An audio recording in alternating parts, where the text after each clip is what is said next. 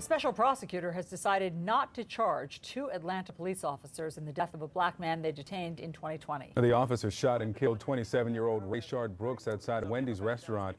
Brooks was running from the officers after he failed a sobriety test. He fought with the officers and then took a taser from one of them.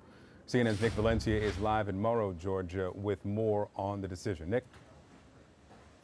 Hey there, Victor and Allison. The press conference just wrapped up here from Special Prosecutor Pete Skandalakis, who was appointed to this case by Georgia's Attorney General. He says that they are moving to dismiss the charges against the two officers involved in the shooting death of 27-year-old Rayshard Brooks. Just to remind everyone how we got here, Paul Howard was initially the prosecutor in Fulton County who decided to charge these two officers after they used deadly force against Brooks. He lost his re-election bid as the Fulton County DA, campaigning on the charges of the officers involved in Brooks' death.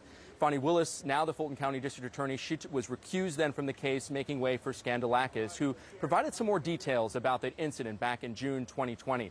They were quick to underscore that under Georgia law, a taser can be seen as a deadly weapon, and it was during his struggle with police that Brooks was able to wrestle away a taser from one of the officers and deploy it, according to the special prosecutor, at least twice. Listen to him when he said afterwards that he did not believe race played a role in this incident. He was asked what he would say to those who believe race was a factor. Black lives do matter.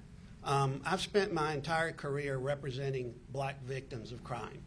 And I will tell them that I understand that the encounters between police and the African American community at times are very volatile. But I will ask them to look at the facts of this case, and this isn't one of those cases. I do understand there has to be an outreach between law enforcement and the African American community, and I encourage that outreach to continue. Going to the Atlanta mayor's statement next, guys. Shortly after the announcement was made to dismiss those charges, the Atlanta mayor issued a statement here. I'll read part of that. My heart continues to ache for the family of Rayshard Brooks. He was a father whose absence will forever be felt by our community. This matter was referred to the special prosecutor last year. I respect the independent role that the special prosecutor played in this case.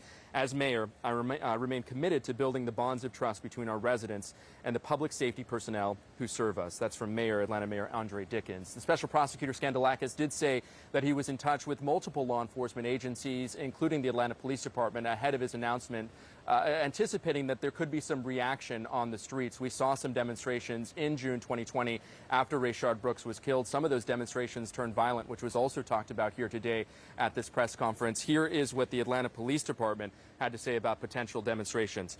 We have faith in the criminal justice system, and we respect the special prosecutor's decision in this case. Both Officer Garrett Rolfe and Officer Devin Brosnan are still employed with APD. They're currently on administrative duty. Both officers will undergo Georgia post-recertification and training.